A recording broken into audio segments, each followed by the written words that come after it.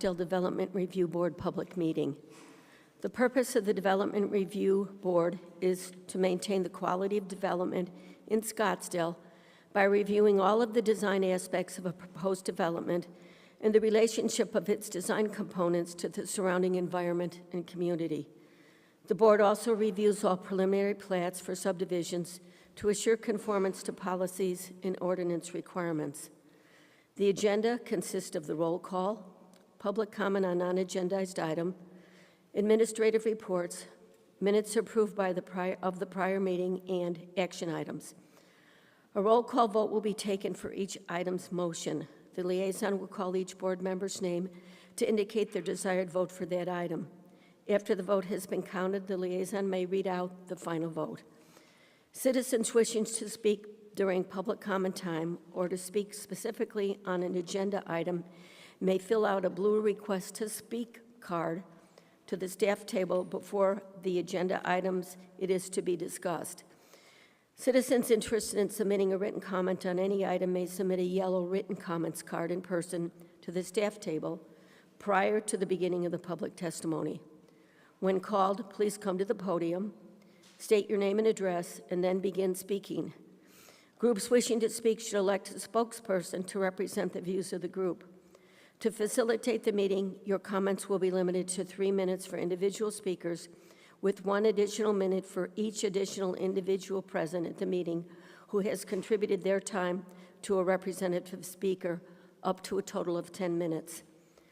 I remind our audience that the board's review relates to design matters and does not include consideration of existing zoning district designations, zoning entitlements, or the allowed uses within the zoning district.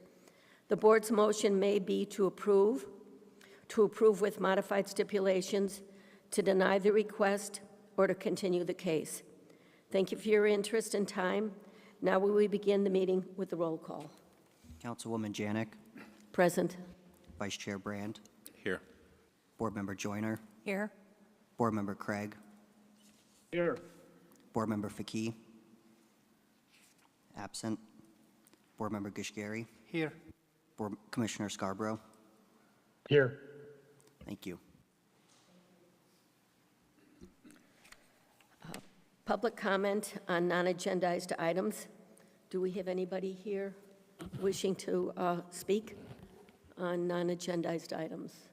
Councilwoman Janik, we have not received any. Thank you. Moving on, do we have the administrative report from Jeff Barnes? Thank you, Councilwoman. Nothing major on the administrative report, just a quick reminder. Procedurally, we do have 2 members participating telephonically, and so we may need to allot some time to listen for their input and maybe even prompt input from them, since it's hard to know since they're not present. Okay, thank you. Minutes. Let's go on to number 2, approval of the March 2nd, 2023 Development Review Board regular meeting minutes. Do I hear a motion? Councilwoman Janik, I move to approve the minutes. Councilwoman, I second the motion. Thank you. They've been approved and seconded. Councilwoman Janik. Approve. Vice Chair Brand. Yes. Board Member Joyner. Yes. Board Member Craig. Yes. Board Member Gishgari. Yes. Commissioner Scarborough. Yes. Minutes approved. Thank you. Okay. Thank you. Do we have any action items?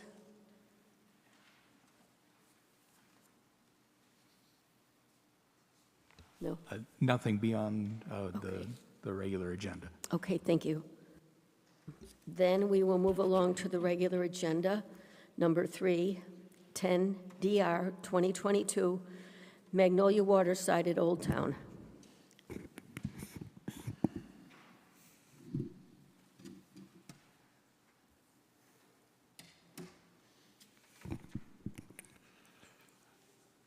Thank you, Councilwoman Janik, Commissioner Scarborough, and board members. Greg Bloomberg, Principal Planner with the City of Scottsdale, here to give you an introductory presentation for Case 10 DR 2022. Overview of where the site is located. It's located just east of the intersection of North 68th Street and East Indian School Road.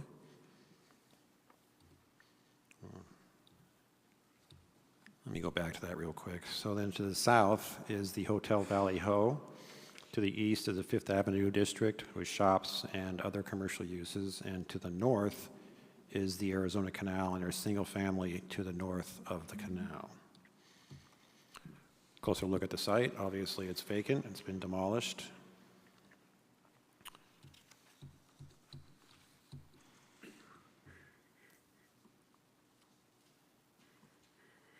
So just some a request summary of the request and some considerations for you. The site was rezoned in 2020 from Central Business District C2 downtown overlay to downtown multiple use type 2 downtown overlay with the planned block development overlay.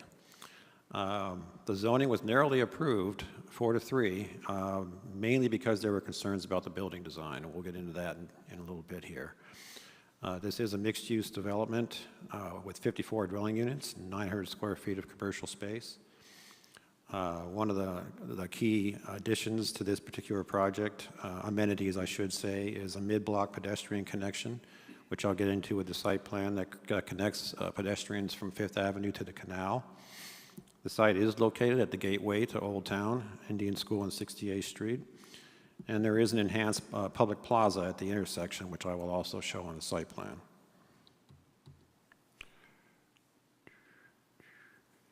So here's a look at the site plan. The access to the site is off the alley. Anybody who needs to access the site will come in off the alley, and the driveway is right here. This is all tuck-under parking. The building is above the tuck-under parking. There is no subgrade parking. This is the location for the 900 square foot of residential. And this whole area here is kind of a pedestrian plaza that will obviously be accessible to the commercial. Enhanced pedestrian connectivity with sidewalks. And this is the pedestrian connection I was talking about. This was required by the zoning stipulations. This takes pedestrians from Fifth Avenue up the canal bank onto the canal trail. It will be lit with pedestrian scale lighting, so that's a positive amenity for the community. And then I wanted to show you the situation with the loading and unloading.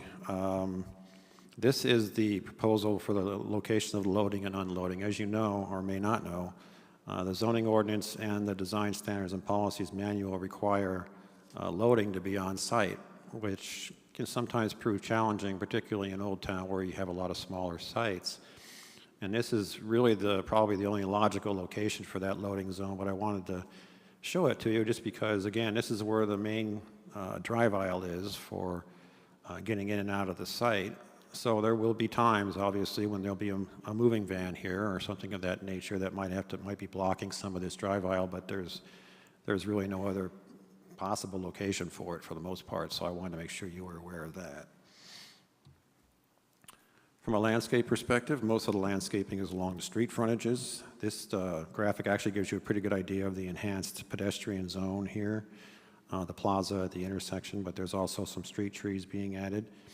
I mentioned the sidewalks. The sidewalks will be detached from street curb at 8 feet in width, and the streetscape along Indian School is being enhanced considerably, and they're also doing some landscaping adjacent to the canal bank. Most of the canal improvements have already been done. There's no plans for any additional landscaping on the canal bank.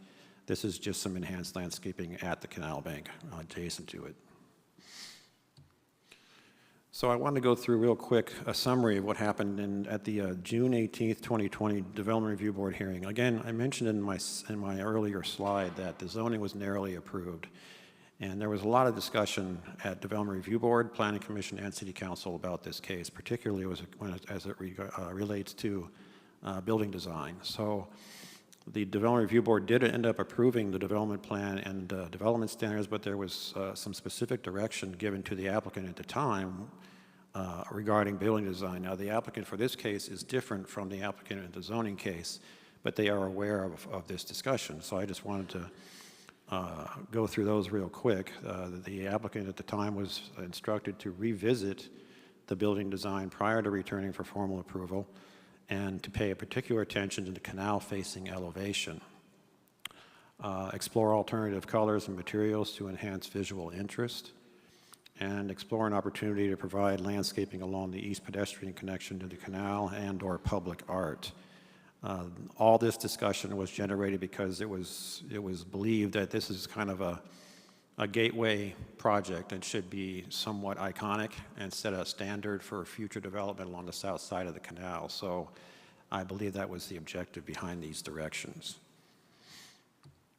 So these are the conceptual elevations that were presented to everybody, Development Review Board, Planning Commission, City Council back in 2020.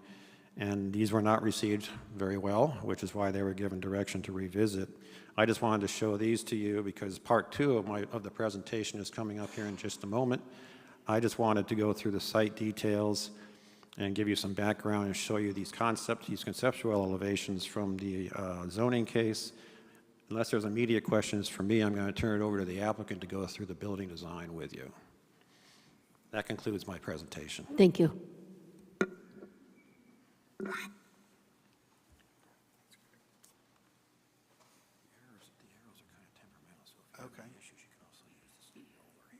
Does that go to the? Yeah. Okay. Thank you, Greg. My name is Don Wilder. I'm with Wilder Architects in Dallas, Texas. Our client is Magnolia Property Company. And as Greg mentioned, we received this site after it had already gone through the zoning process in 2020. And so our charge was really to comply with the criteria that was approved, but yet improve on the architecture, try and make it a little bit more iconic for such a gateway type site, and something that would work better for us in our project. So as Greg mentioned, this is the site right near Indian School and the canal. It's an awkwardly shaped site, but a very important one, as we've mentioned. That's the site plan that you've already seen, so I'm going to go past that. I'm not sure why these are turned that way. I'll go straight into the elevations. So these are the building elevations that we're proposing. As Greg had mentioned, we do have a ground floor of parking on the podium with then 3 levels of apartments above that.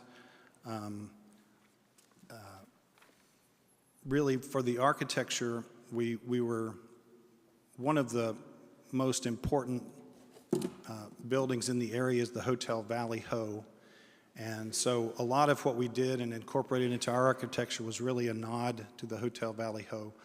Strong horizontal banding, which let us push the face of the building back and inset the balconies, which created better shading and shadows for the building, creating a much better texture. For the palette of materials on the building, this is just a large scale of the ground floor, non-residential piece at the ground floor. For the palette of materials,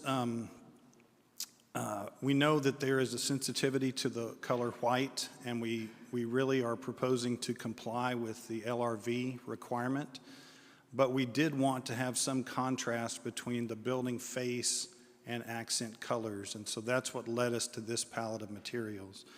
So on the corners of the front of the building, you can see we have these kind of tower elements with kind of what I call a swoofy kind of roof that anchor that corner.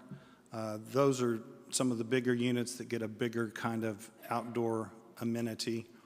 And then for the ground floor where we have parking, in order to screen it a little bit better, we're proposing the use of these breeze blocks, which are used kind of in the region. On the canal side, we are proposing to introduce a tile accent wall that will act as a privacy separation between balconies, and it's sort of the one little pop of color that we're proposing on the canal side. So you can see this is standing across the street. This is standing across Indian School, looking back at what we're considering kind of the front door of the project. I mentioned kind of the swoofy roof elements on each end, and then on the ground floor, as a shade element for the non-residential piece, we're proposing this kind of folded plate, all kind of nods back to that mid-century modern that the Hotel Valley Ho is such a good example of. You can also see here how we've been able to push the face of the building back, again, to accentuate that horizontal banding, but also provide a better shading for the residential units. This is from kind of the hard corner there at Indian School. Looking back, again, that's sort of the front entry face of the building. This is coming up Indian School Road. That's the turn in on Fifth Avenue. And you can see the corner, how we addressed the corner with the urban plaza that Greg had mentioned. This is just looking kind of into the inner portion of our project, how the building face sits above the parking. That's another shot of the corner, kind of looking from the hard corner of Indian School. And this is the canal side. And we actually worked with staff a little bit on this. We had a previous proposal that really didn't address the more kind of iconic look. So in this revised version, we were able to take a fire stair and let that form kind of this tower element on the back of the building. And then, as I mentioned before, we have this little pop of tile that creates the privacy between balconies, all above the breeze blocks that form the parking screening. And then this is just looking the other way. You can kind of see that tower element on the corner down here.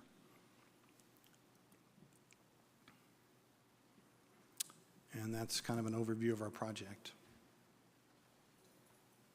Thank you, Mr. Wilder.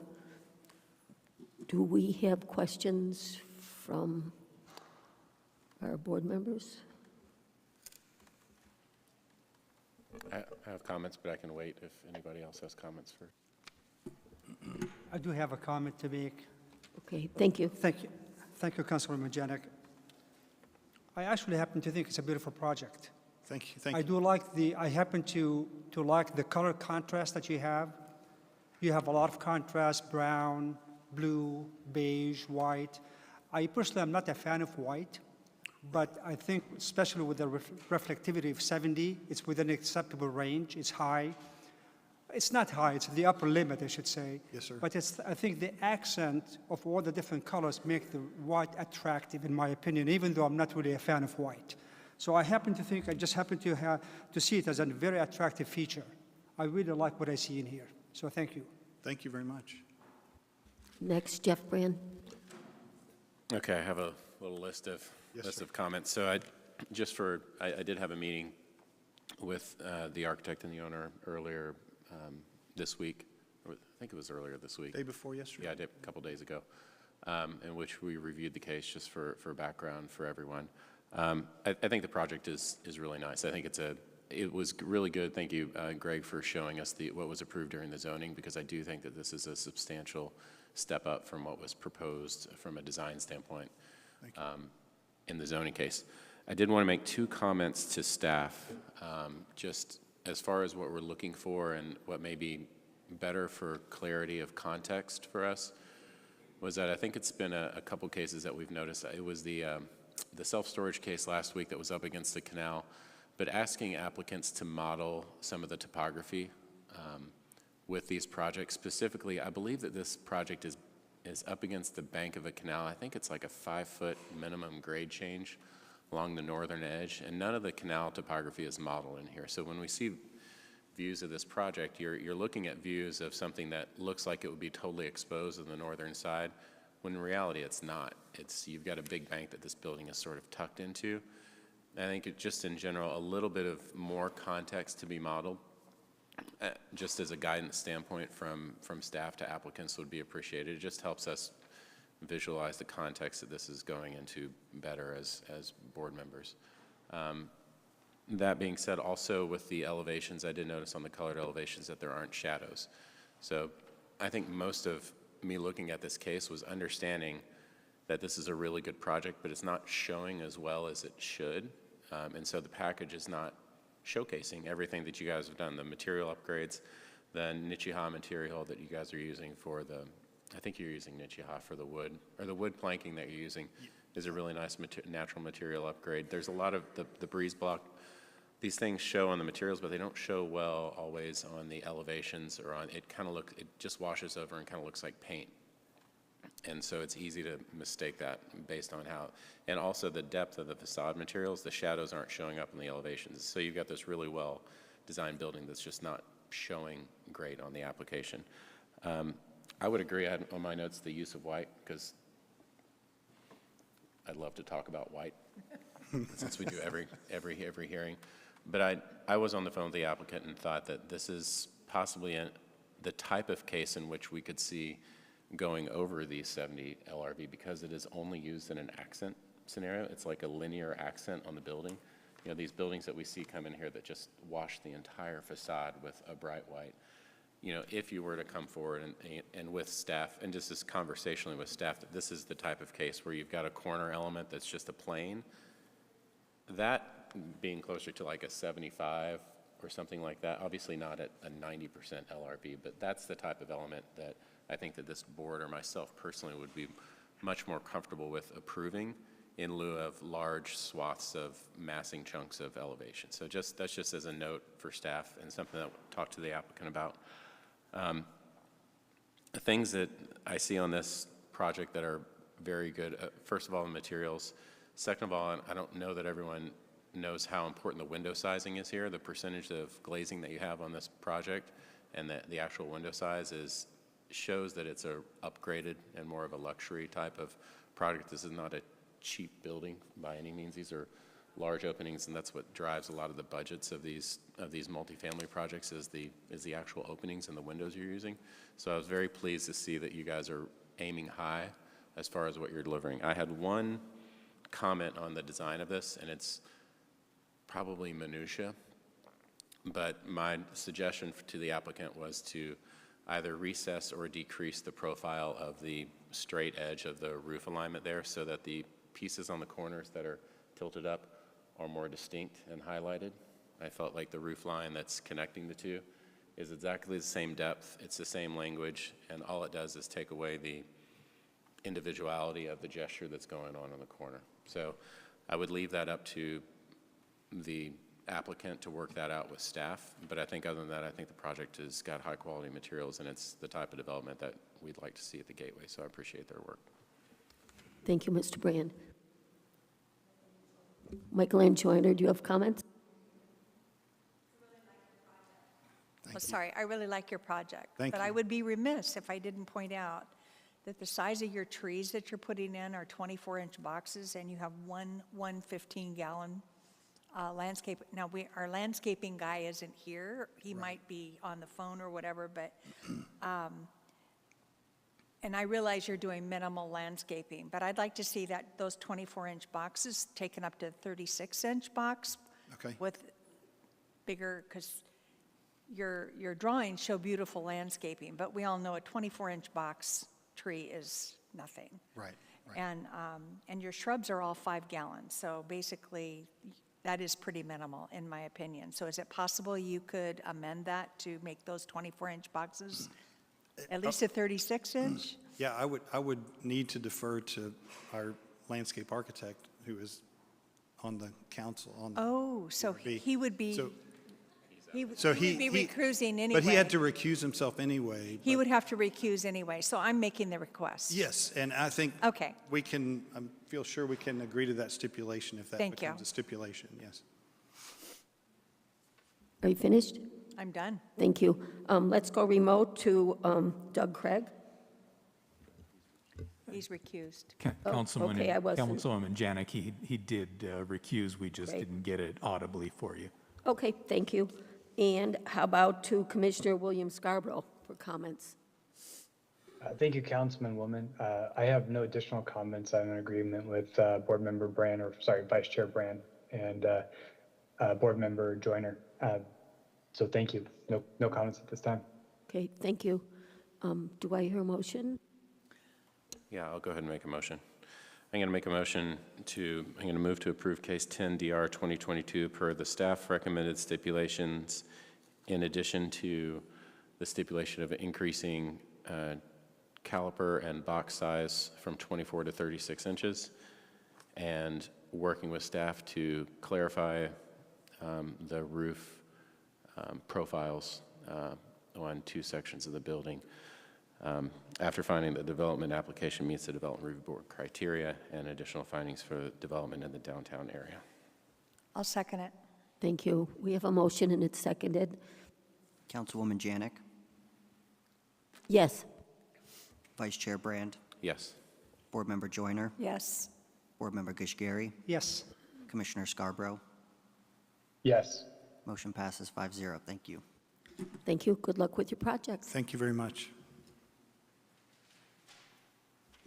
We'll now move on to item 4, 15 DR 2022, Artesia. Good afternoon, Councilwoman, Commissioner, board members. My name is Katie Postler, and I'm here to present 15 DR 2022 Artesia. The site is located northeast of the East Bend, Indian Bend Road and North Scottsdale Road intersection. To the north are some of the existing Artesia condominiums. To the east is a park. To the south are the Trevita condominiums. And to the west is an existing commercial shopping center.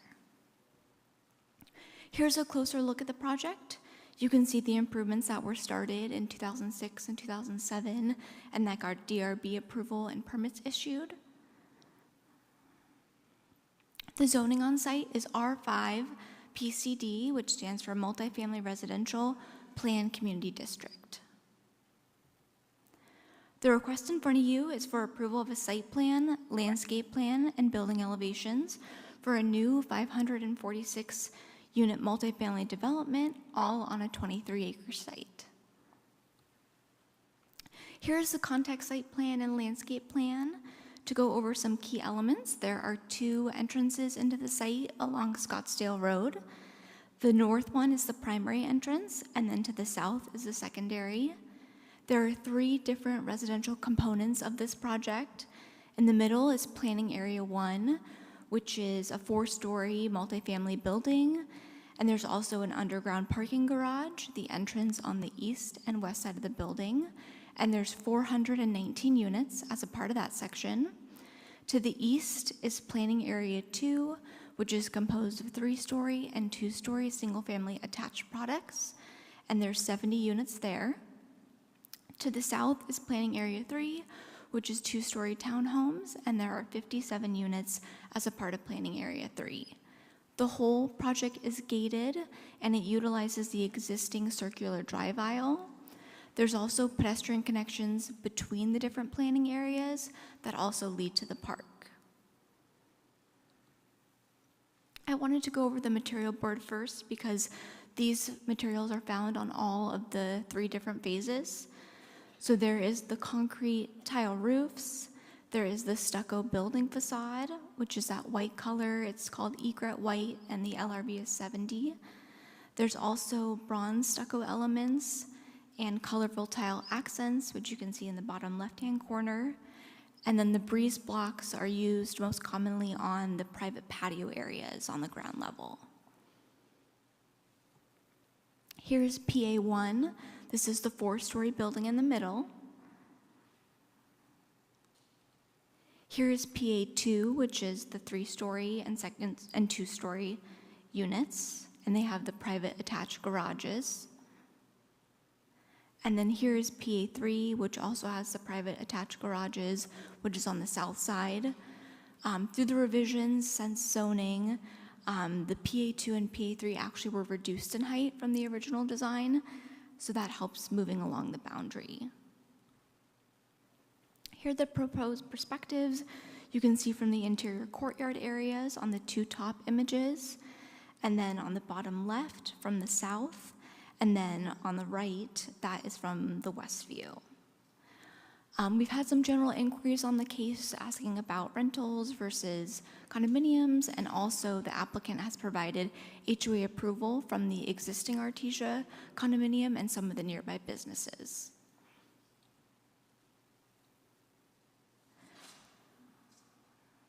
That concludes staff presentation, but the applicant is also here to present, and we're both here to answer questions. Thank you.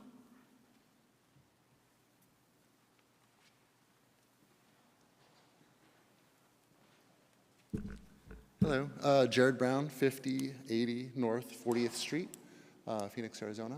I'm here as the presenter for our group. If we want to bring up the slides. We wanted to go ahead and present with a little bit more detail than what was presented in the DR package here. So I want to run through some of the elevations and the perspectives that are provided to help show the detail associated with the building. But first, really quickly, we will kind of locate the site again, even though I know we just saw that, so I'll go pretty quickly.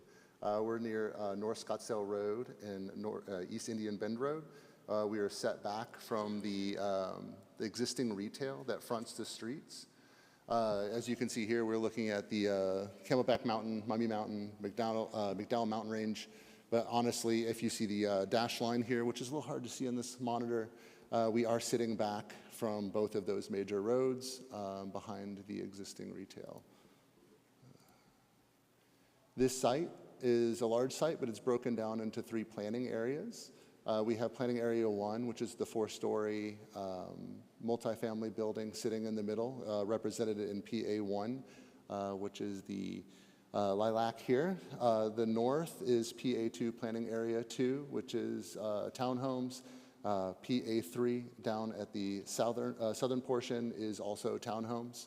Again, planning area 3. To the north, this slide takes a second to load, I apologize.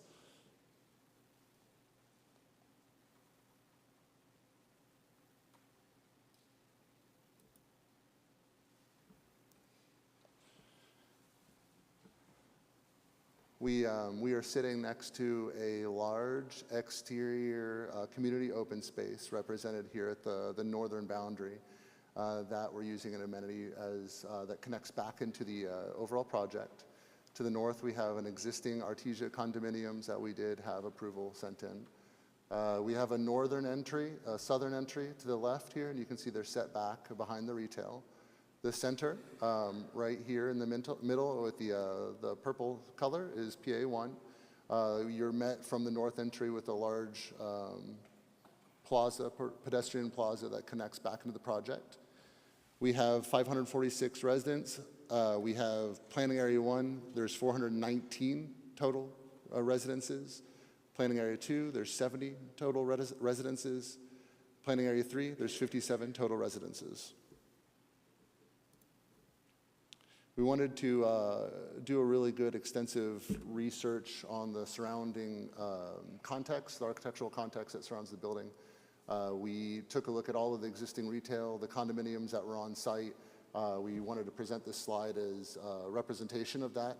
We have on the left and the right all of the Spanish colonial type buildings that surround the site, as well as the Spanish colonial type building that sits in the Artesia condominiums. We really wanted to use that as a rich background for what we wanted to present and build upon that as though we were always in the neighborhood, and we really wanted to blend in and be contextually relevant. So using a few of our inspiration imagery here, looking at our larger 4-story building as being the boutique hotel that was always in the neighborhood, and then the townhomes that surround it were the neighborhood that came up after and became a really nice, rich community that had a very nice architectural feel mixed with really beautiful, colorful plantings. That's all native, all drought-resistant plantings.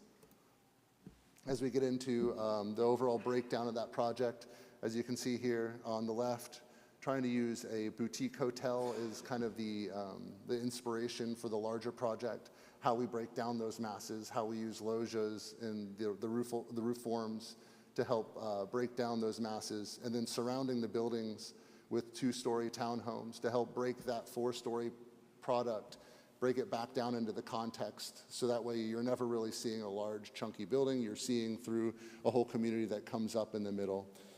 As you come into the site towards the north, you're met with the plaza drop-off through the amenity center, and there's an axis that comes all the way through the project that's exterior, that goes through the amenity space and the outdoor fitness building that connects all of the townhomes back to the amenities of the main project.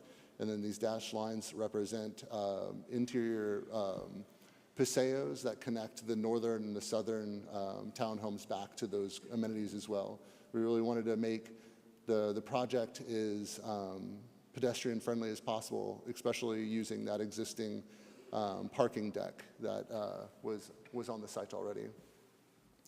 Wanted to take a brief moment to talk through the landscaping plan and this amenity plan. We're showing all of the amenities that are connecting these townhomes back to the main building. But we wanted to say that we're going to use the 36-inch box instead of the 24-inch box.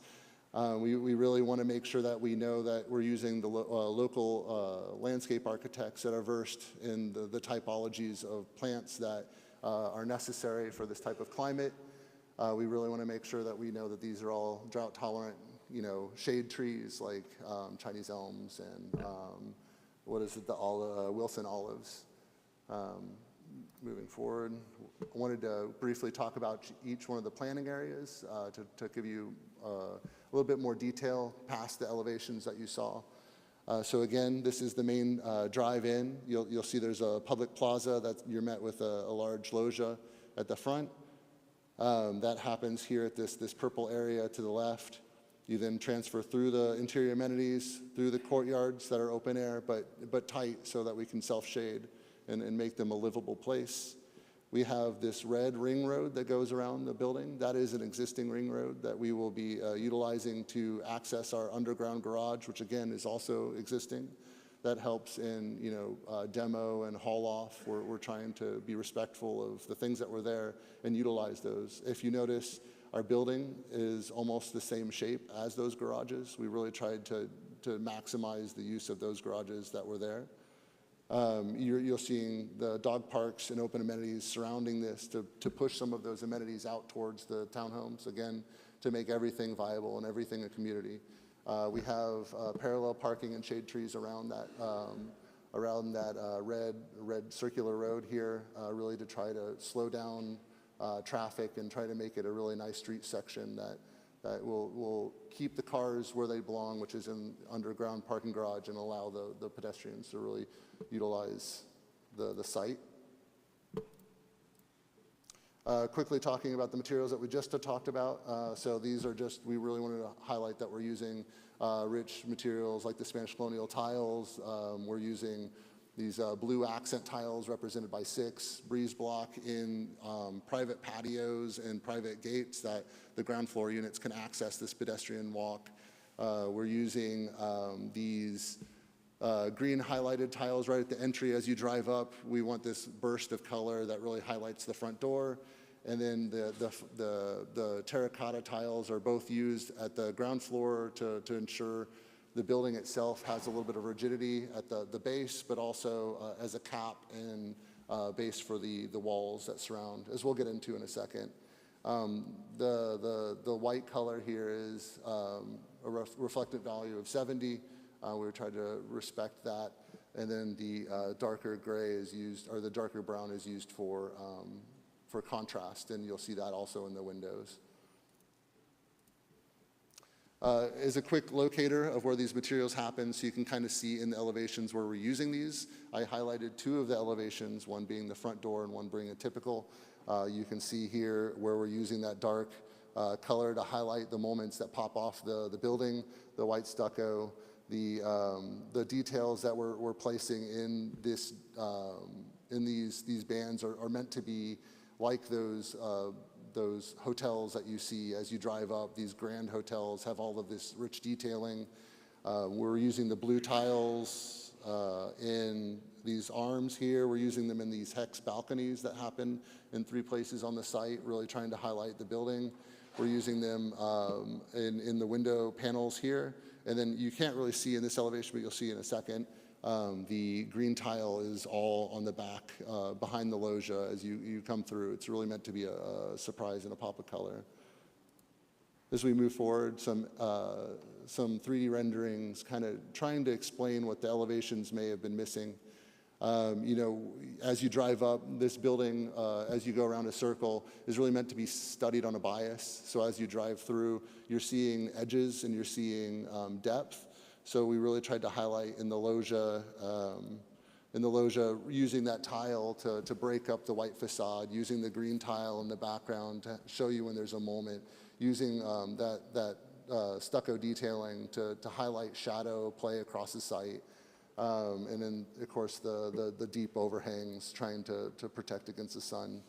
And again, here is an explanation of on the typical facade where we would be using those materials, like on the stair tower, the dark band, trying to break up the site. We then wanted to show, again, with the typical, what that actually looks like in 3D rendering. So here we have the interior courts and how those large, oversized balconies are breaking up the facade, how the landscaping is really taking a forward seat in presenting this project.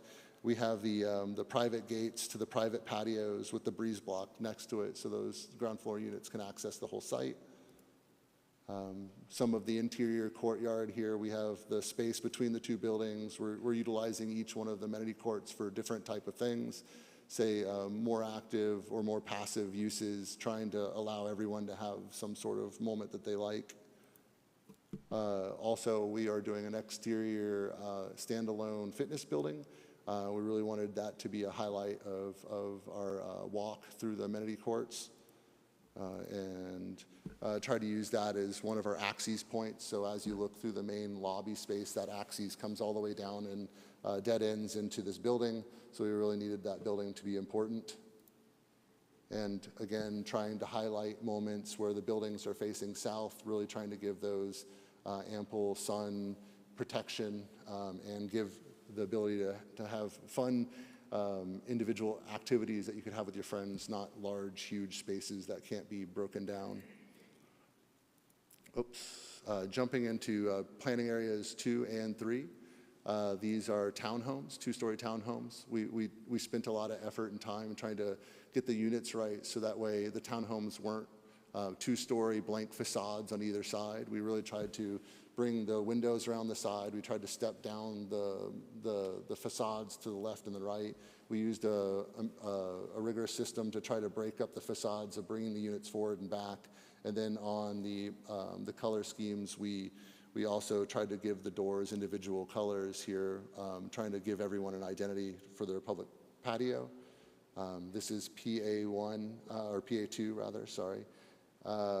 This is, again, the circulation spine that engages the overall circle, trying to highlight that we're hiding most of the servicing in the fire lane that needs to happen through the site, through the center. We're trying to connect the main amenities back to that communal open space that's happening on the north. Also going into PA3, taking those pedestrian paths back through the amenity courts back into amenity courts that happens in the PA2 or 3 townhomes, and how those link back to the site, again, all facing that main street, trying to create a neighborhood that we're hiding all the services. The elevations here representing the stepping down that's happening in the building as they work down in the PA2 elevations. But again, I think the 3D image explains what we were trying to accomplish with parallel parking, shade trees, stepping down the neighborhood so that way the 4-story portion of the building, which the original condos that are on the site, the existing condos are also 4 stories. So trying to emulate that at the front door, but then step the building down, because we also want to protect the views of our residents to those surrounding beautiful mountains. A few more images of the townhomes and how we're trying to wrap the articulation around the side, trying to really bring the plantings into the building to protect the building. But you can see here, you know, you have the terracotta base, the terracotta cap, the roof tiles with, you know, the accent blue tile here and around the door, but trying to give them an identity in a space. And then this is an image from the courtyard, the surrounding buildings, you know, each unit having the exterior patio. I think that's it. If you have any questions. Do we have any questions? Thank you. Yes, I'll go I'll first. start with Ms. Joyner. Great presentation. Thank you very much. I have a couple questions. The schedule of construction, are you doing the PA 1, 2, and 3 simultaneously, or are you phasing it?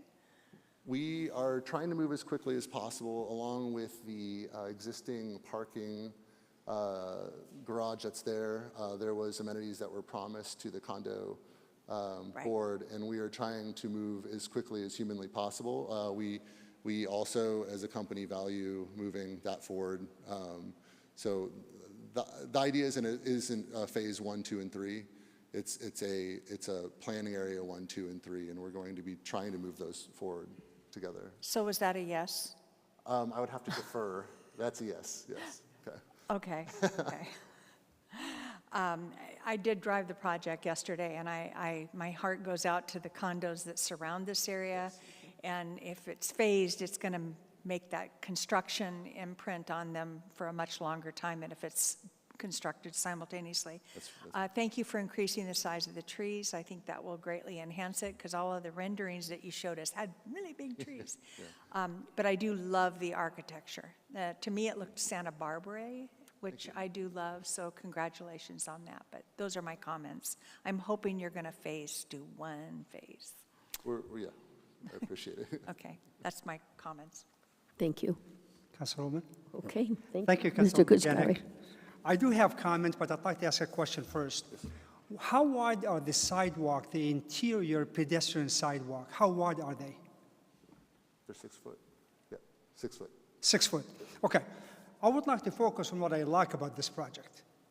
What really struck me the most important, very attractive feature, quite frankly, is the orientation of the plant area number 1.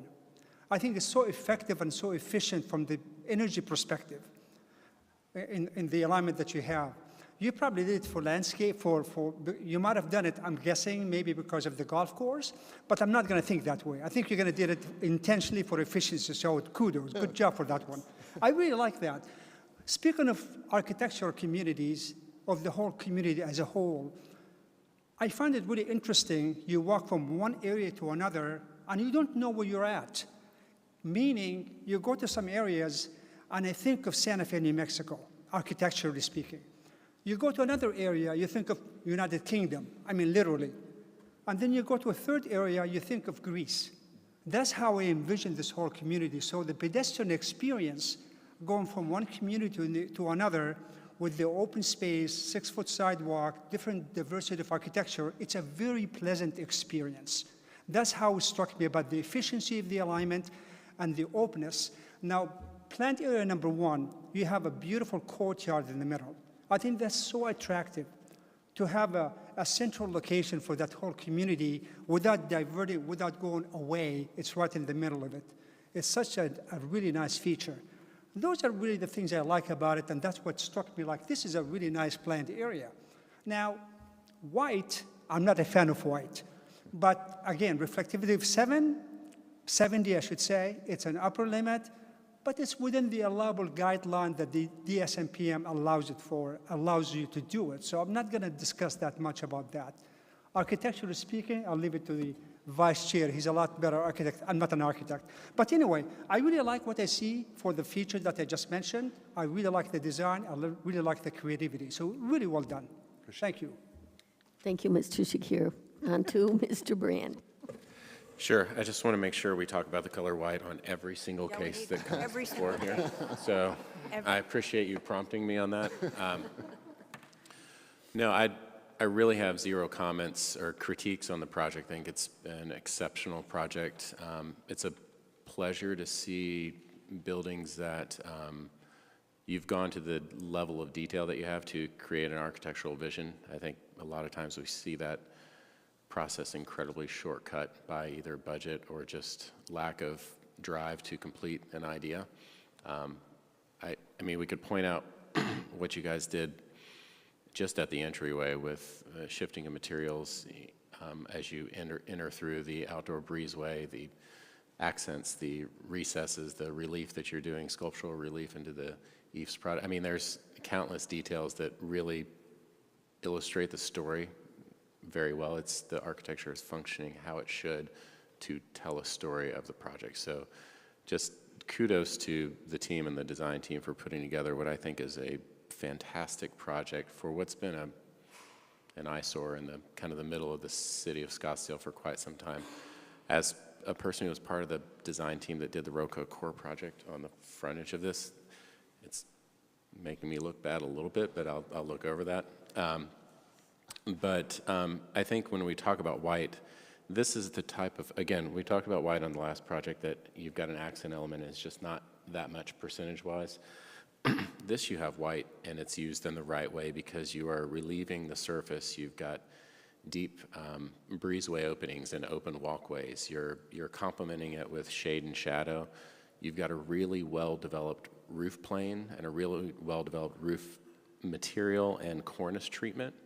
And it's actually how the color white should be used on a building, not just as a paint color, but as essentially a canvas that allows every other piece of this building to show how well it's been designed.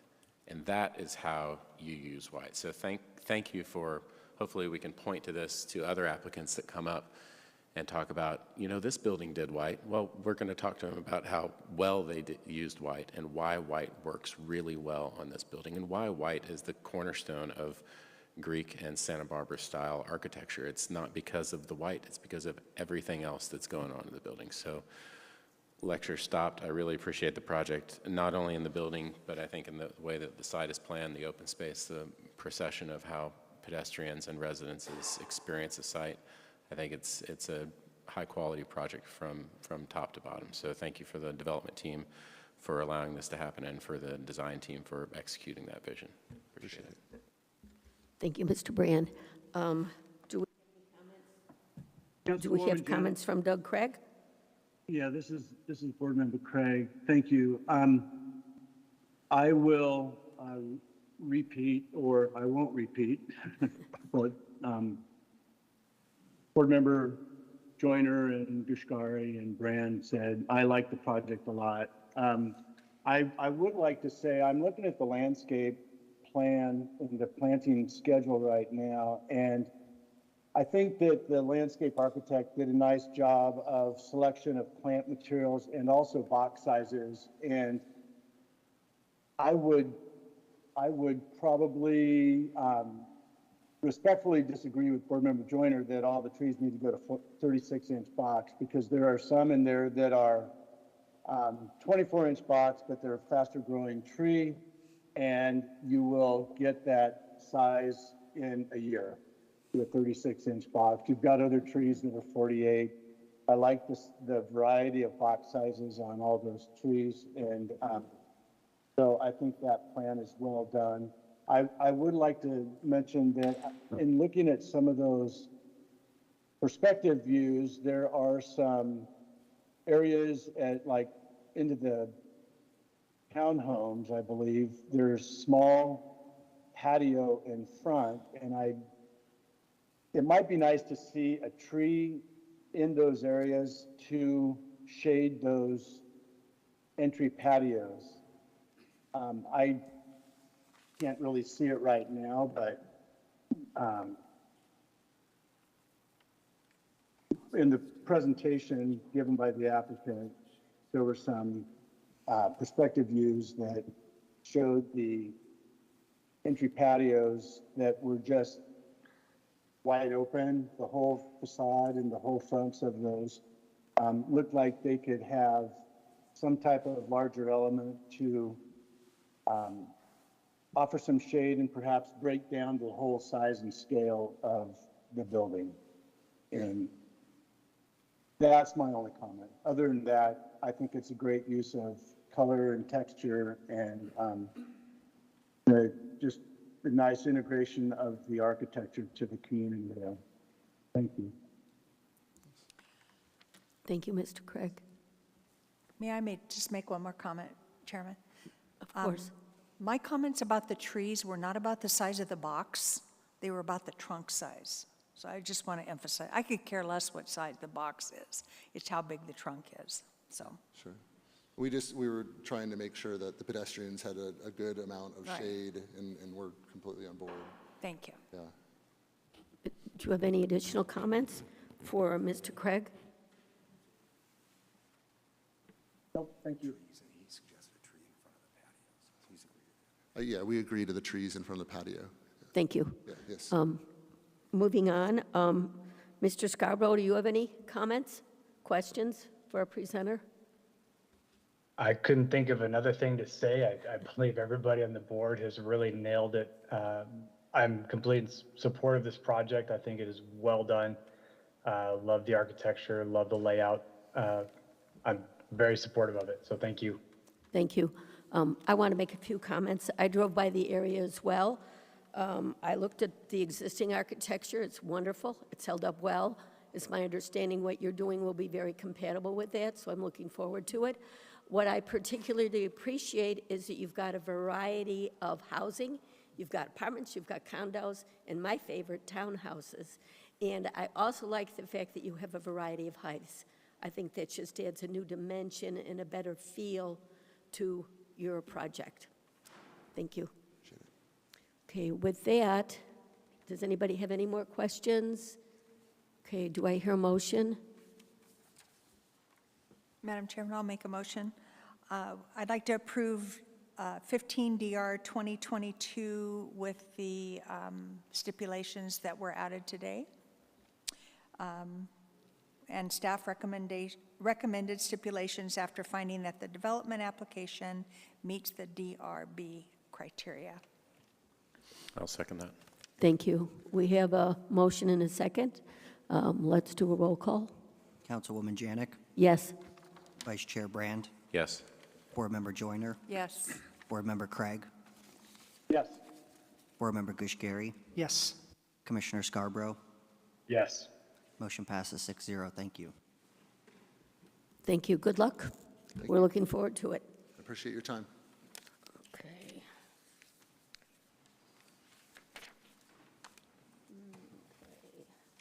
Now I need my agenda.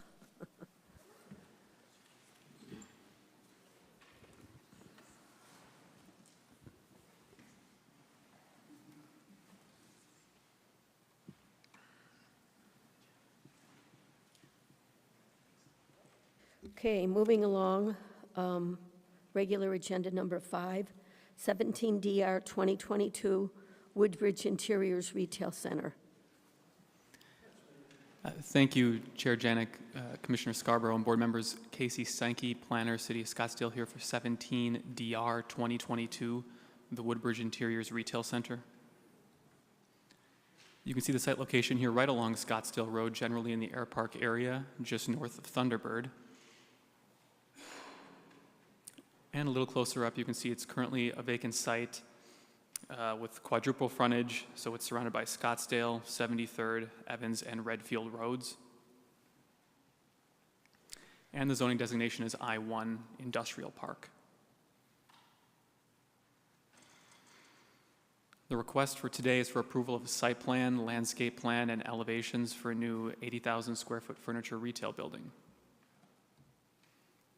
And looking at some of the project data, like I mentioned, and as you saw, this is a site that's been vacant for several years now. The new proposal is to construct 80,000 square feet of commercial building area across this roughly 4-acre site. The proposed building height caps at 36 feet, and the building in total takes up less than half the total site area. So in terms of some pertinent development standards, floor area ratio, building height, parking, and open space, this project is well within or well exceeds minimum ordinance requirements. And here you can see the site plan. The building is situated more towards the eastern side in the rear along 73rd Street. It is primarily accessed off of Redfield and Evans Roads to the north and the south, though with the parking and circulation, it does wrap around the north and south side of the building with 2 entrances and exits that go off of 73rd Street. You can also see that there's 5 potential suites that kind of break apart this 80,000 into kind of different potential tenants. And the lime, kind of lime green you see there is just generally make it visually more obvious where the proposed landscaping is. As we kind of get into the more fleshed out landscaping plan, you can see that all 4 sides of the building are buffered from all 4 of those streets with various trees and ground covers. We also have our standard parking lot island landscaping, and then a little less easy to see on this one that you could have seen on the other one is the planter beds that directly abut the building between it and the sidewalk of the entrance. And here's a look at the elevations with the color board to the right of that. The primary materials here are concrete tilt panels. There is some stucco and brick, as well as some porcelain panel elements. The architects did use both architectural materials and colors to not only break apart building massing in general, but also kind of signify the break lines between those different tenant suites. And here's what that product is going to look like. This is from Scottsdale Road directly on, and then on the bottom of the screen you can see the northwest corner perspective, what that will look like.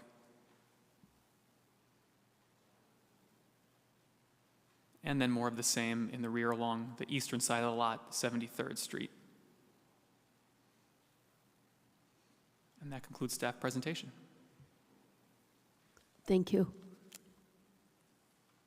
Is there a presentation from the applicant?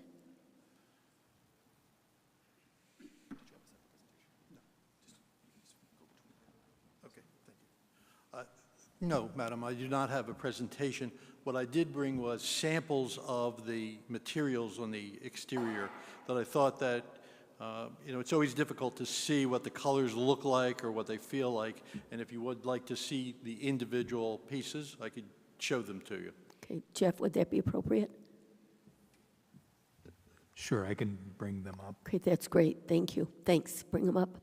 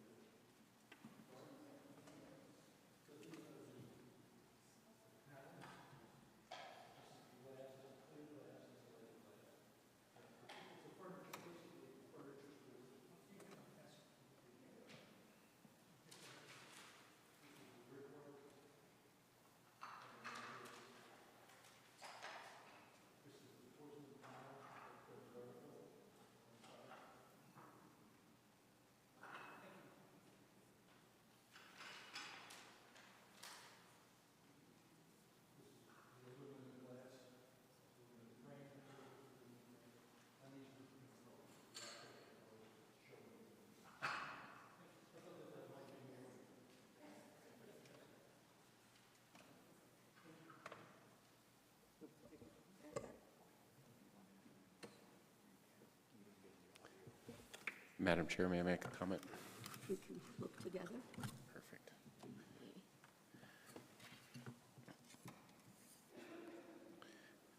Thank you, staff. Casey, for the presentation.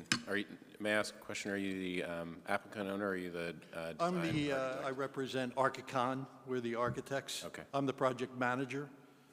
So I'm a registered architect. This is Councilwoman Janik, Yes. may I ask him a question while we're looking at those things, please? Of course. Is there any view from the south side? Is there any south elevation we can look at, please? Or either south or southwest elevation? These are mainly the south elevation Okay, on 73rd Street. We present windows along the facade. We still maintain the same porcelain panels, vertical. So we tried to keep the rear of the building as interesting as we can and not just have it as a blank wall. It also, there is push and pull on it. So, some of the walls are out a foot and some are recessed back a foot. and the reason I'm asking that question is because the south elevation is really visible as well as the west elevation, because Redfield is the main course, if you would, that takes you from east into Scottsdale Road. Right. And then as you go northbound traffic on Scottsdale Road, you will see the south elevation as well. So I think the south elevation and the west elevation, I don't want to say equally important, but the south elevation is really important because of visibility as you go northbound Scottsdale. Yeah, And and this would give you the south elevation on the right-hand side of the lower piece. That's the west elevation. This is a northwest perspective. I think that's the northwest, yes. The north is, You're looking at the west side. let's go of the back building. to,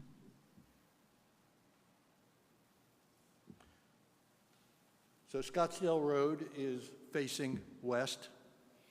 That'd be my west elevation. North elevation is facing Evans Road, and south elevation is facing Redfield Road. Right. Right. And I'm looking at that elevation, the south elevation The one or the facing- southwest elevation. South, facing Evans Road.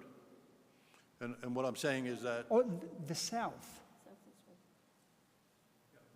This. No, the west is facing Scottsdale Road. That's your entry monument with the vertical fin on it.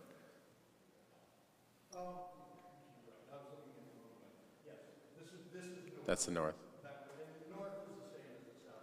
Yeah.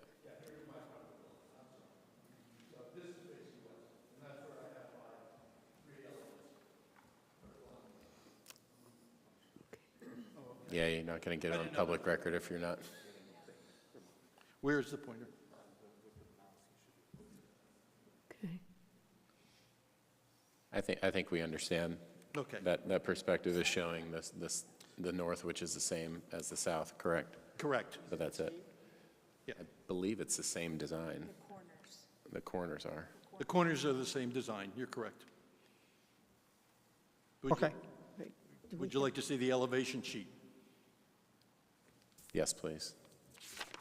Okay. So this is your north side, the whole west, and then this is the south side. And you can see the north and the south sides are the same. Okay, thank you. Okay. Do we have more questions? Yeah, I have some comments. So just in general, thank you for the presentation, Casey.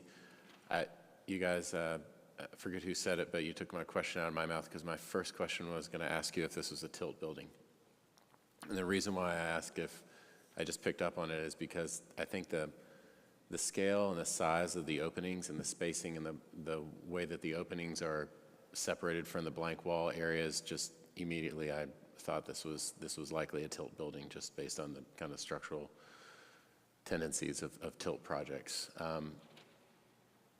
I've got mixed feelings about this. I think that the design is well done, and in some ways I like the materials. I'm glad you brought the materials in because I do like that you've gone an extra step other than just doing an exposed integral color tilt building, that you've got the larger scaled Nichiha panels, which I think are quality. I like the brick work that you've done. I think my two comments on this, and I'll leave it up to the other board, is that being that this is on Scottsdale Road, I drive by the site every single day, twice a day. So I've seen this empty dirt lot there since they demoed those little single-story retail buildings a few years ago. I would like to see a little bit more sort of pedestrian scale or something that brings the scale of the openings and the gesture down a little bit along the front facade on Scottsdale Road. This reminds me of some of the building typology that we see kind of buried a little bit in the air park. I know that this is a furniture, so it has a little bit more of a storage and large-scale retail use, I guess you would say. But I think that given its exposure and the west facade's presence on Scottsdale Road, and I guess what I'm maybe looking for is in some of the larger, wider, solid pieces, if there's an ability to cut and cover a window on there, instead of having you know, probably it looks like about 25 to 30 linear feet of solid panel. You've got the singular opening for the storefront door, and then just kind of solid wall outside of the entry point that you may want to introduce windows. I think it just feels, I feel like that could break the scale down of the gesture. I think that you've got building frontage here that you've got a little bit larger scale of a gesture than, if that makes sense. I think a punch in the tilt panel. Well, our plan is not to use a tilt panel. It'll probably be masonry walls with bar joists. It'll be masonry, okay. Yeah, and then on the masonry, we'll have either, you know, stucco or the brick or whatever panel. Oh, perfect. But we have a 16-foot clear to the underside of the bar joist, and that would be at our low point. Okay. We So- have air conditioning units that are covered on the roof, and so that's one of the reasons why we have the high parapet walls in there. Are you talking about putting fenestration above the canopies? No, You're talking about putting fenestration below the canopies? That's So correct. are you talking about raising the canopy height up? no. I'm talking about adjacent, lateral to your entries, about having maybe some punched window openings. Okay. So that if a pedestrian is walking along the sidewalk, it isn't storefront entry and then blank wall for 30 feet, and then storefront entry, and then blank wall for 30 feet. Like, I think interspersing some smaller, narrower windows Yeah, that's fine. I understand. would improve the elevation. It would, I hearken back to some of the history of the furniture that's been on Scottsdale Road, I think north of the Kierland project, the Robin Stuckey building, up in that area as you progress north through the air park. Some of that has been a little bit more industrial and furniture sales and storage, but the way that they articulated those buildings was in a little bit more scaled down as far as having a few more iterative windows in the facade.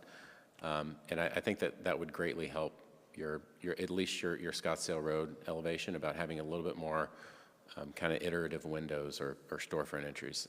The other one I want to make sure we take a look at is the depth of the canopies that are over those openings. Do you know what the depth is off the face of the building? Because in the height to the bottom side of those canopies are two questions I have for your clarification.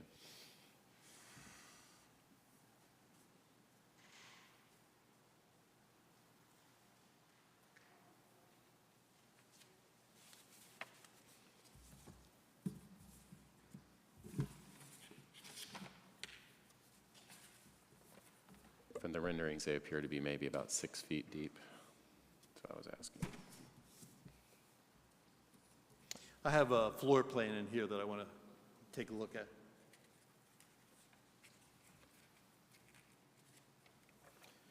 So my canopies are coming out 8 feet on the major one and 6 feet on the minor ones. Okay, do you know what the height to the underside of the canopy is? Yes, Any idea? yes, I do.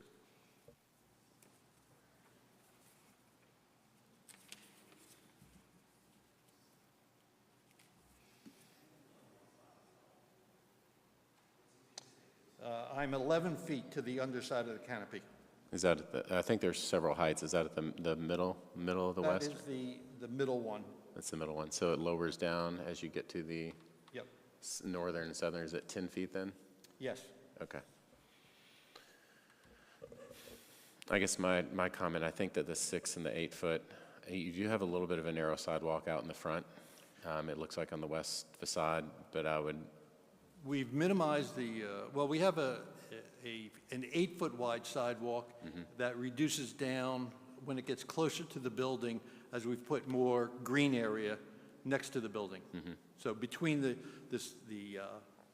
parking, we have a sidewalk anywhere between 5 and 8 feet, and then we have the green area, and then the building.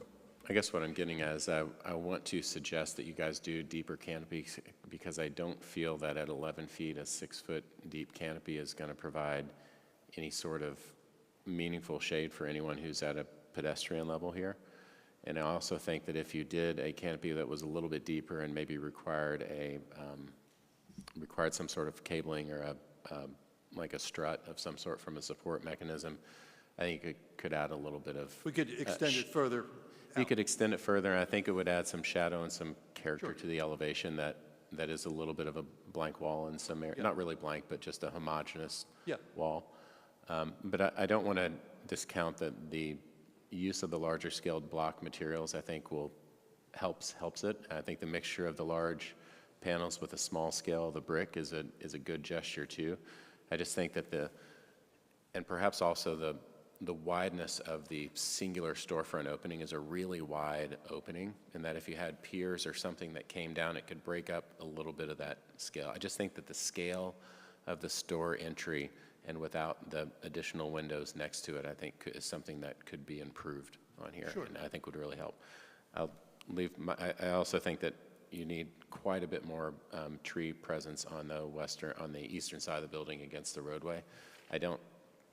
I know that this is receiving and back of house, and I don't want to have I know you've done some work to get some of the porcelain panels on the back, but I do think that a much heavier landscape package across the back side would probably help what is inevitably kind of, you can't help it be back of house area for what you're doing here. Sure, because that's where the loading area is for the stores. So again, to summarize my comments, I really think the depth of canopy, scaling, reducing the scale of the openings so that you may have a little bit that comes down along particularly on this elevation, the one to the right and to the left of the main entry, as you walk down. I think those are my main comments. Sorry that took so long. Thank you. More comments? So so you have additional windows along the facade, along the west facade.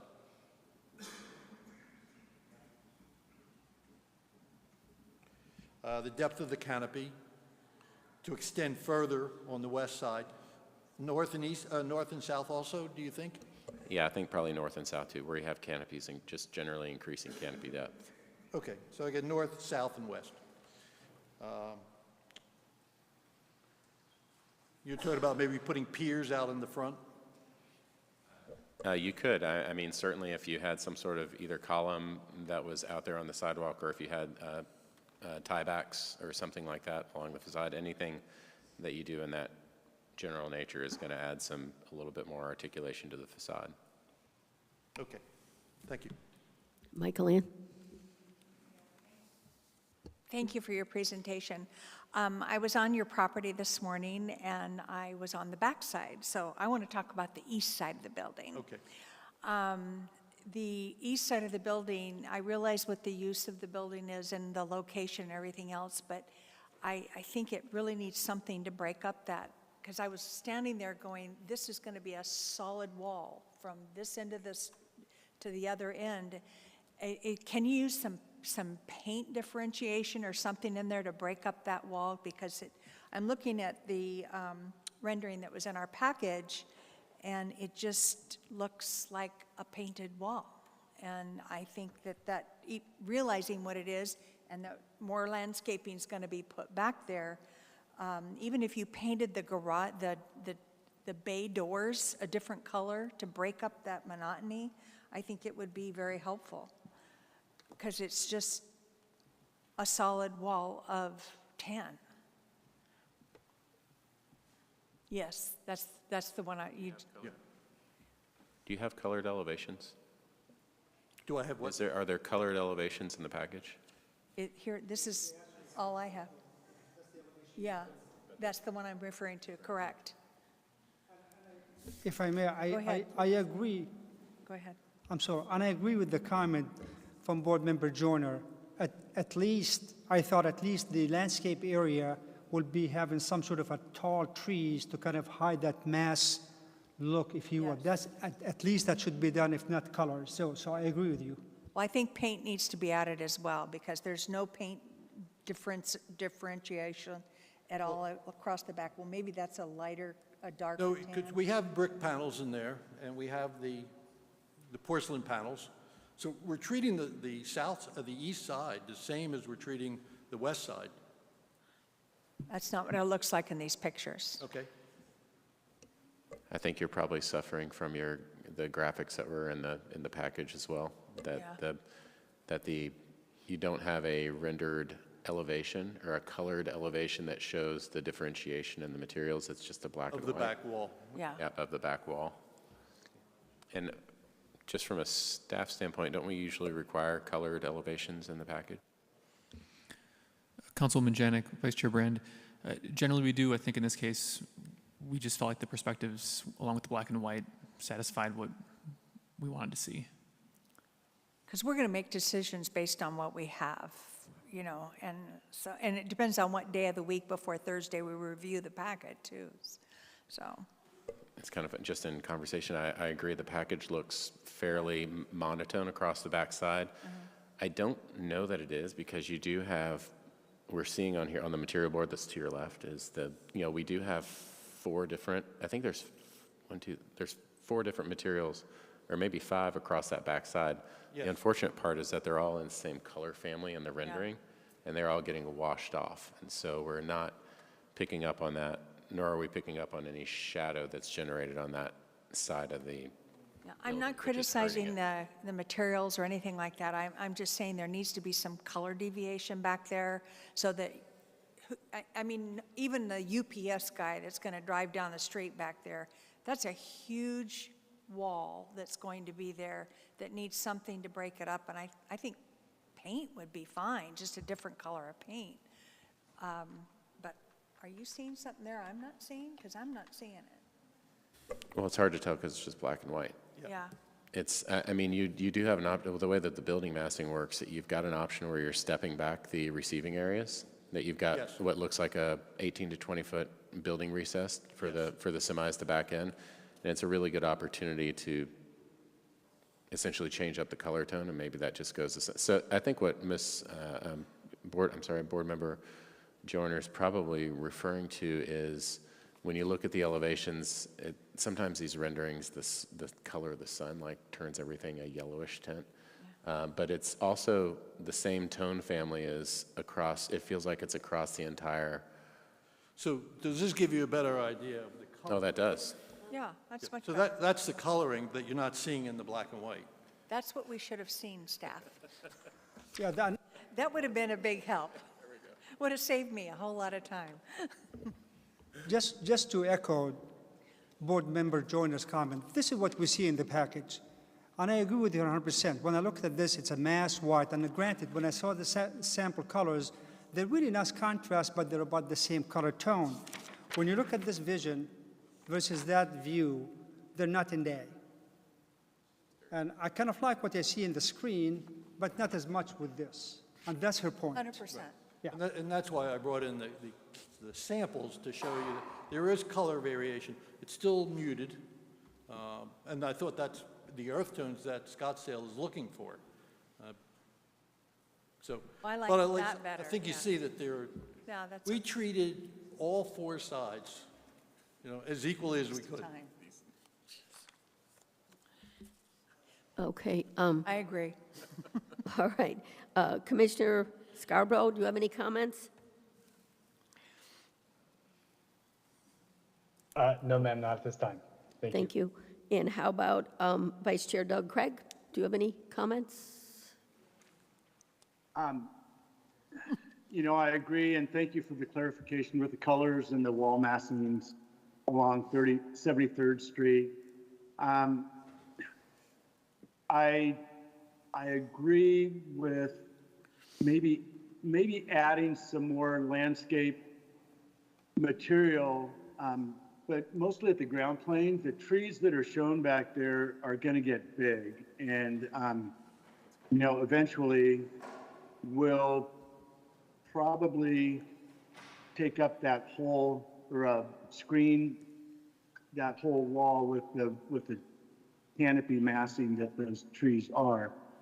But maybe look at the ground plane where some of the shrubs are going to stay real low, and like I won't get into details, but there are a couple of varieties that won't get taller than 2.5 feet tall. And perhaps some of those next to the cordia can maybe be enlarged to a little bit bigger and look at your massing so that you're showing a little bit more larger plant materials in there from more of the ground plane and understory of those tipu trees and oak trees. That's it. Thank you. I agree also with the color. Thank you for showing the additional color palette that was on the elevations that we did not see. Thank you. I have one more question of staff. When did you guys get the different color palette on this? And is it inappropriate to ask that that would be sent out to us when we're studying the packet? Because we've wasted 20 minutes talking about something that he'd already provided, that it took 10 minutes for someone to convince me that it was different. Councilwoman Janik, Board Member Joyner, typically, like you said, this is something we would have, if memory serves, and maybe Archicon can correct me, I think there were some changes later on to the color scheme or to the facade, and when they sent over a copy of the elevations and the colors, it was, I guess it was maybe late in the game for us to throw something on the packet. I don't remember the specifics, to be honest, but yes, you're correct. Generally, that's something we would choose to provide. Yeah, because it's okay to send us another email, you know. Okay, thank you. Okay, thank you. Do I hear a motion? Yeah, I'll make a motion because I probably had the most complicated comments, and I'll maybe ask for some feedback from Mr. Stanky about, yeah, you're the planner here, about whether or not we need to see this again, or if we can essentially take the conversation here and work with staff on a staff level to incorporate additional openings in the facade, or if the facade openings are something that you would prefer to continue and bring back as an alternate elevation back to the board. I would support that. Or Mr., I'm sorry. Councilwoman Janik, Vice Chair Brand, I think we are generally comfortable with taking direction if you provide us something thorough to work with them on and working it out through the final plans process and not having to bring it back to you. But if you would like to see it again, certainly that's an option as well. Maybe I could ask my board members, would you support a motion that worked with staff? With our guidance? Yes. Yeah, okay. Councilwoman? Go ahead. Yes. I'm of the opinion that we made the comment really clear to the applicant, and I think the comments are really self-explanatory. So I personally would support a motion to approve it with stipulation to coordinate with staff. That would be my position. Thank you. Thank you. Great. With that being said, I will move to approve case 17 DR 2022 per the staff recommended stipulations, and the board recommends stipulation to scale down storefront entries and add additional fenestration at the ground plane on the west elevation, as well as look at extending canopy depth on the western, south, and north facades of the canopies. After finding that the development application meets the Development Review Board criteria. And the landscaping comments that Board Member Craig made. Councilwoman? I The second. landscaping comments that Board Member Craig made. And I second the motion. Thank you. Let's have a vote. Councilwoman Janik, Yes. Vice Chair Brand, Yes. Board Member Joyner, Yes. Board Member Craig, Yes. Board Member Gushgary, Yes. Commissioner Scarborough. Yes.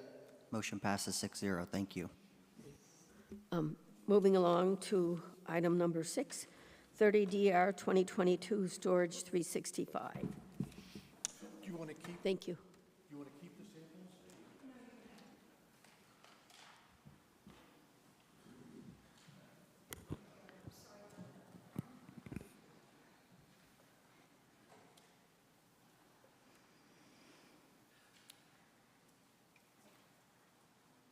Hello again, Councilwoman, Commissioner, Board members. My name is Katie Posler, and I am here to present 30 DR 2022, which is Storage 365.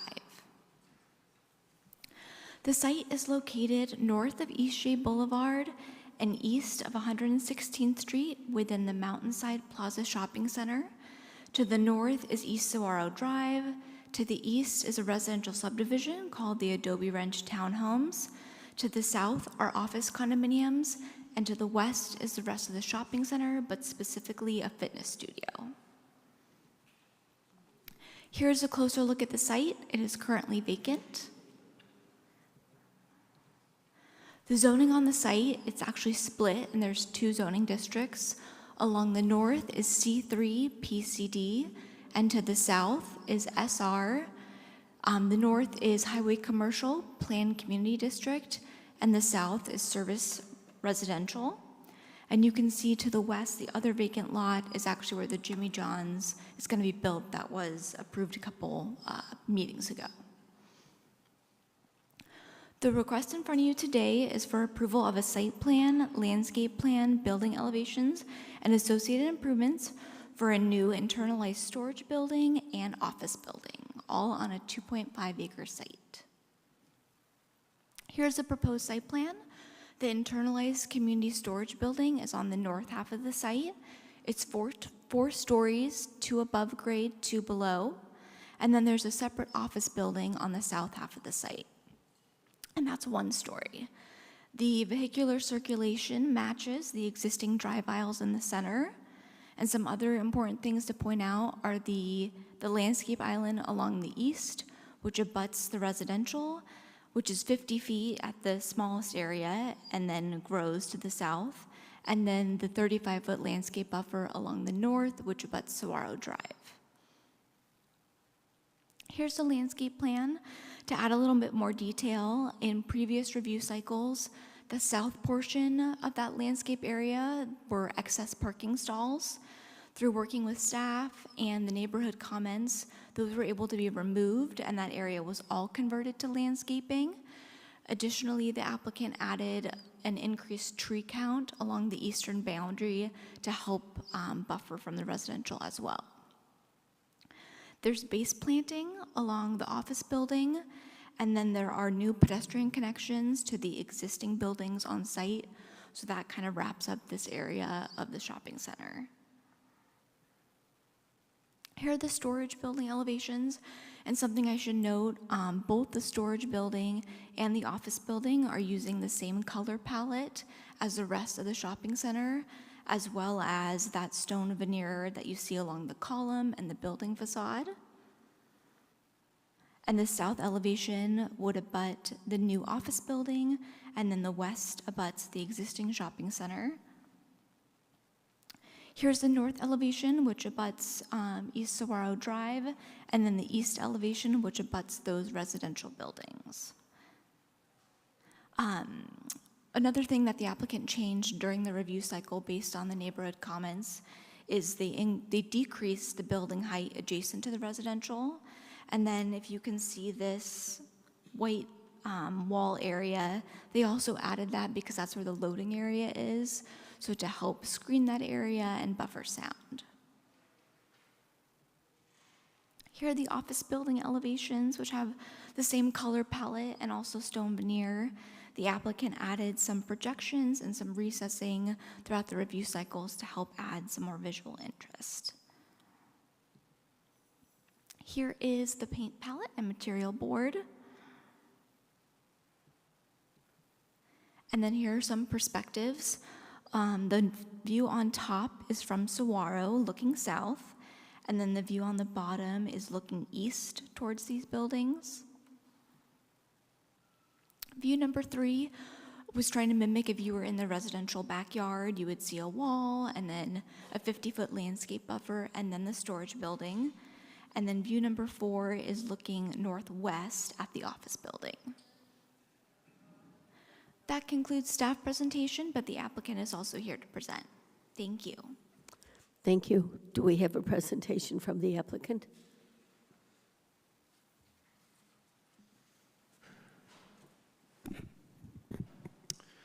We should have some slides pulling up here in a second, but in the meantime, for your record, my name is Taylor Earl with the law firm of Earl & Curley, and our address is 3101 North Central Avenue. I do have some members here also from the architecture team, so I may phone a friend if there's questions that they'll help answer. We want to make sure you have the information that you need.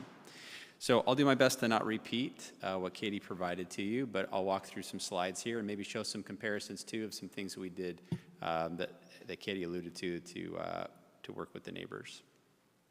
So as she noted, the split zoning is a challenge. The site has sat vacant, an infill site. The split zoning on it has created challenges. I think also the fact that you do have C3 zoning up against the community just automatically creates some challenges there too.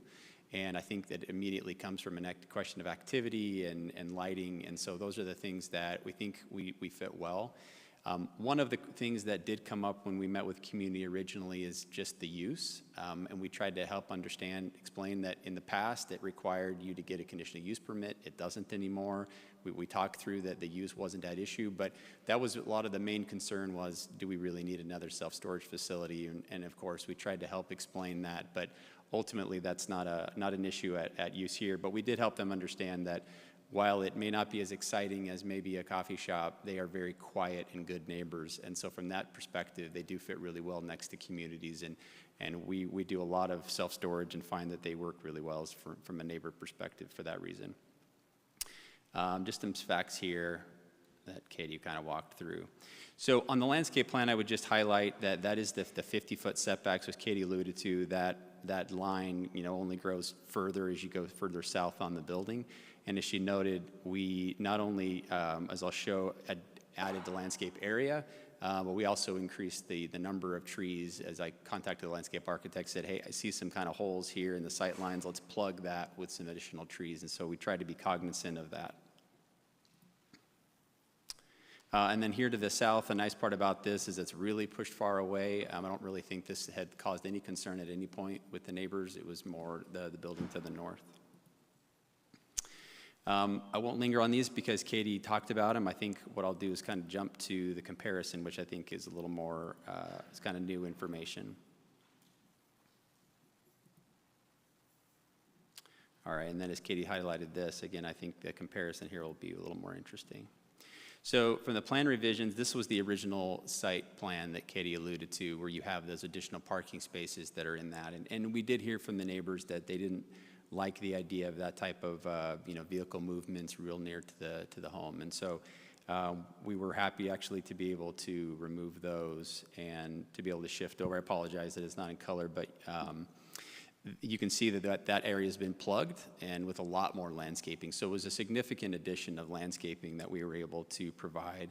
And then as Katie mentioned, there is this screening wall here, which it actually was in the original plan, but I think it was hard to understand that it was there. But effectively, it is the height of the building. From the perspective of the east elevation, it just looks like the building. So not just a 6-foot wall or an 8-foot wall, you really have a gigantic wall that it fits in nicely. It, again, looks like the building.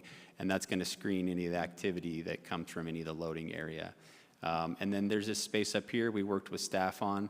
It's kind of an interesting area because the basement is underneath it. So there's a limitation on what you can do from a planting perspective. And so we didn't necessarily want to just have more parking in that area that is unnecessary. So we came up with a creative solution to do sort of a seating area and use hardscape boulders in order to be able to sort of hardscape it, landscape it, but not have anything that would affect the building underneath with water usage. So that's kind of the creation solution. That wasn't something the neighbors, that was more just a staff thing that we just, that they highlighted.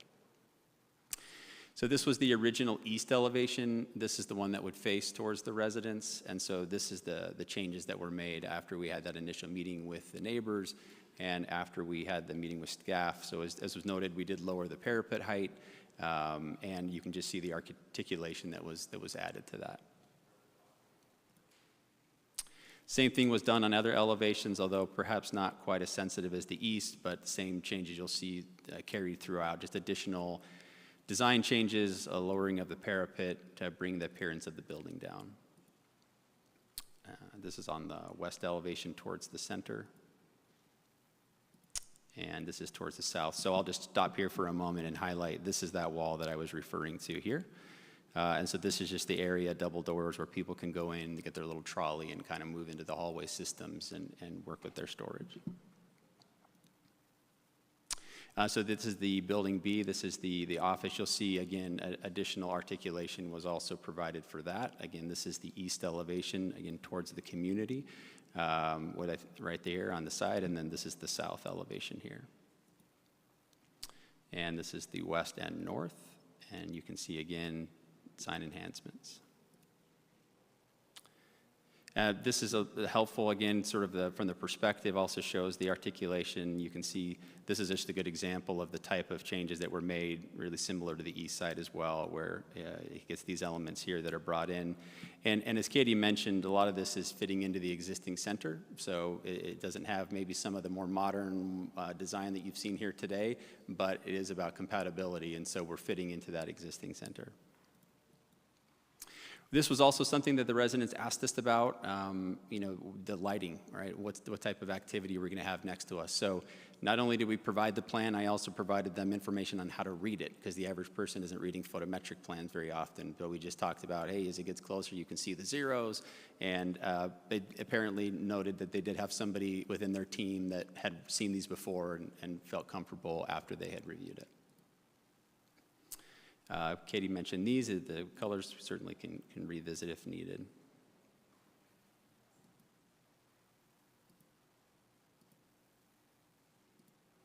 So I think that pretty much concludes what we wanted to talk about today. So I think overall, from our perspective, I think we have fit nicely into an existing center and done, I think, a good infill project. I think the architecture team did a nice job of being responsive to the neighborhood concerns, both from a landscape perspective, but also from a design architecture perspective. I know use is a net issue, but I do think that this is going to be a good use solution for a community that has C3 up against them, which is a more intense zoning district. And I think with the heights and the screening that we've been able to do, I think it'll be a good solution and really finish out that center in a nice way. But again, happy to answer questions and have members of the team to help me do so. Thank you, Mr. Earl. Do we have questions? I'll just make a comment. I visited the site, and I thought that you did a great job with the elevation challenge, because there's a significant definition there. And also, you're working with the neighbors. I did read all the letters that were included with the packet from the neighbors, and I think you addressed those very well. I like the project, so thank you. Thank you. Vice Chair. Thank you. A couple questions. What is for the office building is just south of the site, is that an office that's associated with a storage facility, or is it just a general for lease office space? Correct, it's the latter. So there's no user identified, but in any event, it's not associated with the storage. The office that would be associated with the storage is on the southwest side. Okay. My only question, maybe for the design team, or maybe if you can answer it yourself, just some of the window iteration and how the windows were, the storefront windows as they hit the sidewalk, both on I think on the west elevation, south and north. How that was come up with, because I think there's kind of a main entry, but then they're in the previous application there. By the way, thank you so much for showing a previous version of the application. Yes. So often, just as a general statement, this board has no idea. By the way, that case, the Magnolia case, has been submitted since April of last year. So it's been almost 11 months. So we don't know the iterative process that staff goes through with these applicants. We just never see it. And so some of our comments, we're assuming that things haven't been thought about, but they actually have. There's been a process that you've gone through. So I appreciate just putting those exhibits together for the presentation. That really, really helps. Yes, this is the elevation that I'm talking about. I know that it was blank in the middle, and then you've added one opening there. Was there a type of user that you were targeting? I don't know. I've done a bunch of office kind of condo work, and usually on the ground plane, you probably want, like, we do like depending on your module that you're using, you would want to have an opening and then a pier area and then another opening in case, so flexibility of leasing. I just was curious why you had a blank area there initially and maybe only a smaller opening. So we don't have a specific user on this, sorry. We don't have a specific user. We are intending possibility of 2 office tenants. Okay. So this, dependent on who is the user and placement of demising walls, one tenant would essentially get this. The central added window, is that what we're Yeah. referring to? I just, in my mind, it may be just as I've looked and put the stuff out to market before, and that you may want to have a few more openings, especially if you're splitting this building. You get a mising wall right in the middle of that opening. You may want to either have 2 or 3 or something there, so that if someone's cutting up the space, they've got more opportunity to cut a demising wall, and you've got the ability to have a window out to the outside for some of the offices that'll likely be the front of that office. I think the southeast or the southwest corner and the west facade. Okay. So I'm not going to add it as a stipulation, but as a suggestion for the applicant for something that you may want to fill that in with maybe at least 2 openings there. Okay, For better leasability for your product. So that's not a problem at all. No comment. Do we have any comments from Doug Craig? Thanks, Councilwoman Janik. I'm, again, looking at some of these elevations, and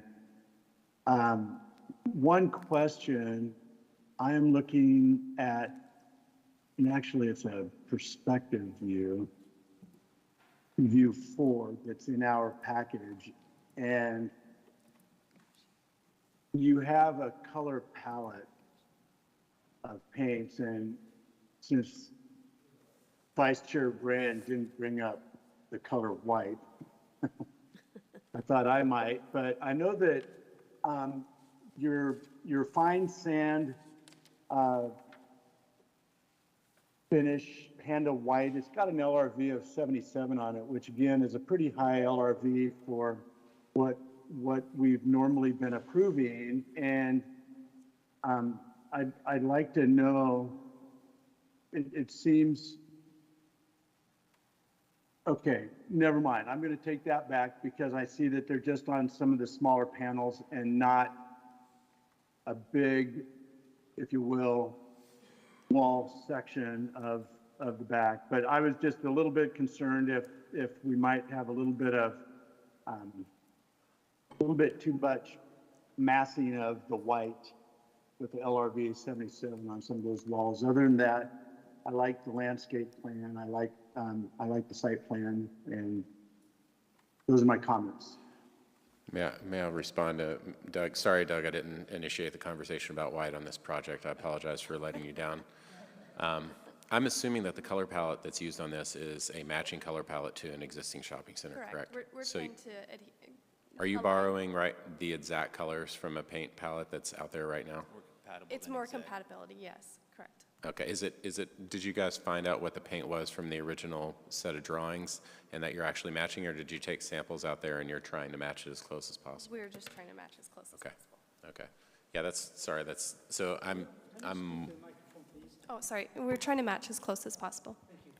yeah, so that's kind of what I was assuming, is that almost negating some of the paint color, because I think it's probably more important to make this blend in exactly with what's out there versus maybe some of our LRV guidelines that we have now. I think it's probably more important to match instead of feel different out there.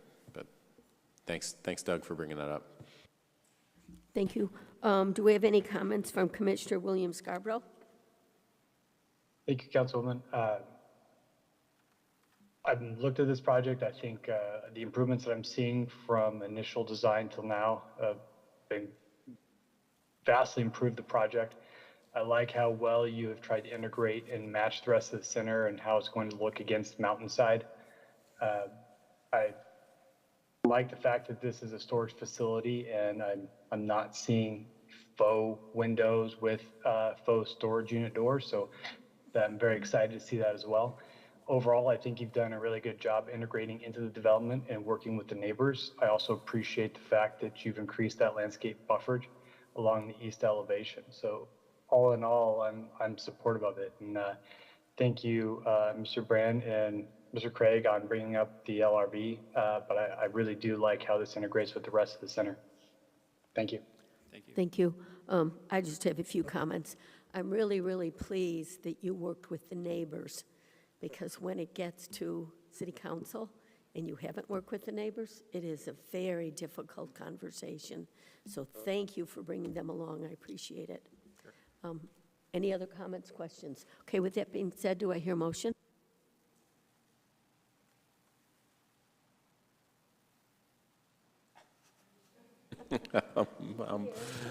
I'll make a motion. I'll move to approve case 30 DR 2022 per the staff recommended stipulations after finding the development application meets the Development Review Board criteria. And I will second it. Roll call, please. Councilwoman Janik, Yes.